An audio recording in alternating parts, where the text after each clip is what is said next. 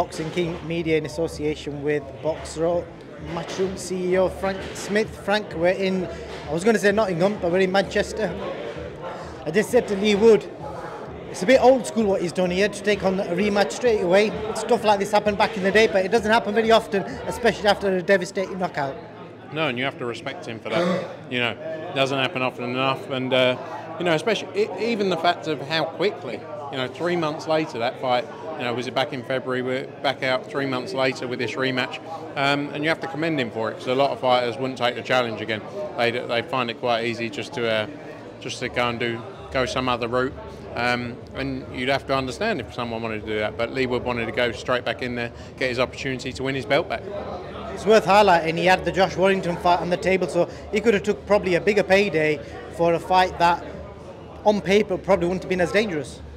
Yeah, but again, it's for Lee, it's about legacy and about getting that belt back and getting that win again. It's all about challenging himself, and you have to, like I say, you have to respect him for that because there's not a lot of people in the sport that would do that.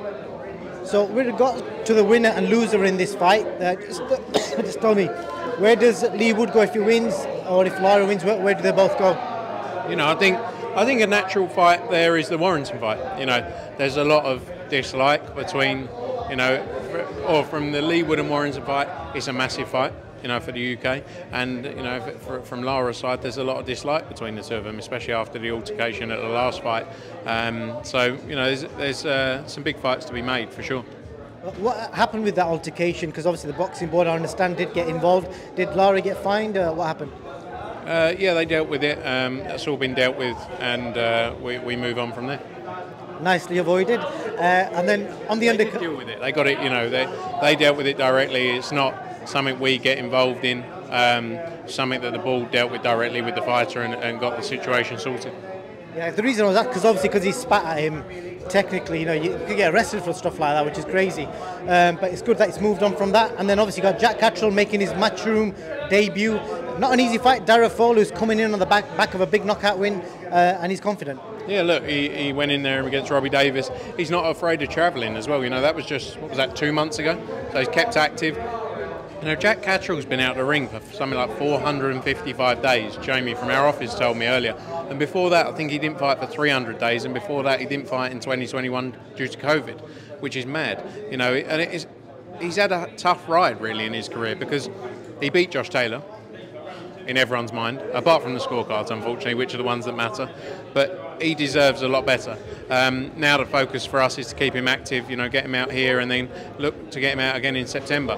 Keep him busy. He deserves to be busy, and he's got so much to offer the sport. And now's the time where he really needs to build on from there, and like I say, keep that momentum going and get some big fights. You've obviously signed Regis Progress. So how many fights before you're going to potentially throw Jack into the deep end? No, look, I think we need to move him quickly. He's ready to go in all of these fights. He showed that in the Josh Taylor fight. He doesn't need to be held back. We want to move him as quickly as possible. So let's see how things play out. It's an interesting time in the division. Obviously, as you say, Regis Prograde just recently signed, fights June 17, in discussions as well with Subriel Matias as well. Romero had the questionable win a couple of weeks back now. Devin Haney, potential he could move up to 140 after his win against Lomachenko. So there's lots of fights to be made, and an exciting time for that division.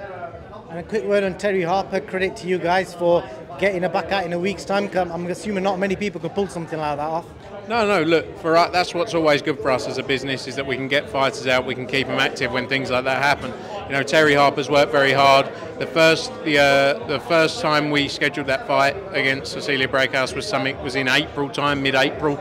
Obviously that got delayed because of Dalton Smith, then she moved on to May 20, and then on to have that pull out on the day of the fight is quite heartbreaking, but the key for us was to get her out and get her active as quick as possible. So glad we could get her on, and in a real fight as well.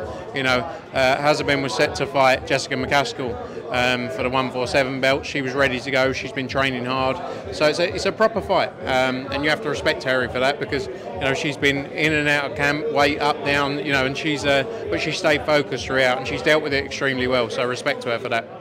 What kind of crowd are you expecting Saturday night, Frank? I think we'll have around 7,000 in there. It was a shame, in truth, we couldn't go to Nottingham. That's the reality of it. The venue wasn't available. We pushed hard. You know, Lee's bringing a decent travelling support, but it's a shame we couldn't get the arena in Nottingham, because it would, you know, it would have been packed out again. But Manchester's a great fight location, so looking forward to that. Catterall's done really well. Akeem Fiaz has done well. Campbell Hatton. So, you know, we've got some good ticket sellers on the card, and William Croller as well in his debut. So, you know, we'll have a good atmosphere in there. You just mentioned Akeem Fiaz. You know, last time round he was in the ring, there was talk of him and Campbell Hatton potentially. Right, we're back again. Frank, you walked off mid-interview. I've got no idea what we was talking about, but we'll pick it up. I think we've pretty much covered the card. I think he was talking about the undercard. In fact, I remember now. Akeem Fiaz, Campbell Hatton. Yeah. So last time they were both in the ring, I think there was talk of them to fighting each other. Is that realistic? And if it is, when? Is it next fight or the fight after? I don't think it's next fight. I think it's a fight that can be built up into, like, you know, a headline maybe at some point. But definitely a fight we're interested in making. You know, both big ticket sellers in Manchester, and I think it's a great fight if we can make it happen. I spoke to Ricky Hatton a couple of days ago in Sheffield, who's doing a Legends tour. I think he said he feels Campbell's almost ready for like an area title fight. You got anything like that in mind? Yeah, for sure. Now's the time. We're working on a plan to really step him up from here. You know, the focus has been for us is to you know, really build him up, because he needed that. You know, he's young. It's a bit like Conor Benn. You know, he needed that group of fights, and then from there we feel like he's in the position now to start stepping up to those sort of area titles. Good stuff. And just a couple of questions about the show last week. I think there was a lot of talk, you know, before the event, that how expensive it is to put a show on in Ireland. Obviously, I noticed there was a lot of security there. I'm assuming the cost would have been well high. Now that you look back at it, is it a loss, or is it profitable? Is it realistic to go back there again? Look, it's expensive. Hopefully, in time, those costs come down. It is a tough place financially to run a show. Hopefully we can get some kind of, you know, work with the government. You know, it costs nearly double to run a show in Dublin than it did in London, for example. The hotel costs, I can confirm, they're like cheapest. You're looking at £200 a night. Yeah, I think it was €400 a night we had to pay. There was obviously the rugby on. There was reasons behind it, but look, put that to the side. It was one of the best atmospheres we've ever created. You know, that event as a whole was something special, and you know, something we don't see very often. I said the other day, I've worked on 353 boxing shows with Matchroom now. That was up there. So, you know, as a business, it's not always right saying it was worth every penny, but it was worth every penny.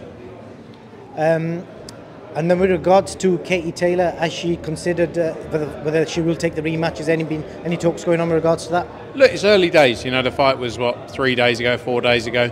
I'm sure, knowing Katie Taylor, that will be the first thing that's on her mind, is to get back in there with Chantel Cameron. But I'm sure she'll deal with her team. You know, Brian Peters, Thomas, Ross, they'll work through what's best for Katie Taylor.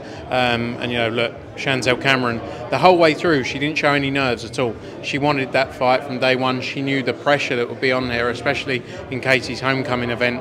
And, you know, it was quite amazing to see, you know, what she went out there and did, and a brilliant fight. I want to get your opinion on Demsey McKean. There's talks circulating that he may be fighting Tyson Fury next. Is he still a matchroom fighter? Yeah. We're also looking at the Hrgovic fight as well. Look, you have to take some things, the Fury side, you know, with a pinch of salt, because he's been fighting in April, June, July, so. You know, let's wait and see what happens. You know, it would be a great fight. It would be a great show in Australia, but I don't know how close or realistic it really is. But, you know, if Demsey McKean could get that opportunity, massive. Is there any talks happening, or is it just Tyson saying it? Not really, not in any detail whatsoever. Now, they're all out there now, obviously, for the Joseph Parker fight. So they're all in the same location. But let's see what happens. Otherwise, big fight. The key is a big fight for Demsey McKean, and the Hrgovic fight, you know, would be a great one to deliver. And just your alliance with the EUBANK family. I've seen this week that David Hayes joined up Chris EUBANK. What do you think David Hayes could add to Chris EUBANK in his camp? You know, I think obviously David, especially where EUBANK is in his stage of his career, having had that loss. You know, David's been through that period, you know, and it does get harder, I'm sure. You know, Chris has been in the sport for a long time, so having someone like David in the camp is going to be beneficial, because he's been through those various phases of a career. And now's really the key time for Chris to make the right decisions. So you know, look, I don't get involved. I don't get involved in any way. Saw the same reports as you. I think, you know, it's a shame that fight's going to be delayed again from July 1st. But you know, it's when it happens, I'm sure it'll be a great fight. You just slipped something out there. So are you saying it's not happening on July 1st? From what I've heard, yeah. But let's see. Let's just say if it doesn't happen on that date, would you guys look to step in with, because I'm assuming Conor's situation will be done by then, and if he's allowed to fight, would you look to kind of jump in? It'll be a great fight. I'm not going to hide away from the fact of it. It would be great to deliver the EUBANK Conor Ben fight. Let's see what happens. Lots of moving parts, and we go from there. Last thing, Frank, Boxing King Media just reached 400,000 subscribers on YouTube yesterday, which makes us the third largest channel in the UK. We've done that in 2 years. Any particular memory or interview or piece of content that you remember from the channel? I'm putting myself on the spot here. I've got to be honest, I have the worst memory ever. And I also couldn't remember, I can barely remember yesterday, let alone an interview. Yeah. But I do love the thing you did that time, you know, where it all kicked off with the thing and the people. That was unbelievable, and that's why you're at 400,000 subscribers, because you're a special channel. Boxing King Media, don't miss it. Top man, appreciate it, thank you.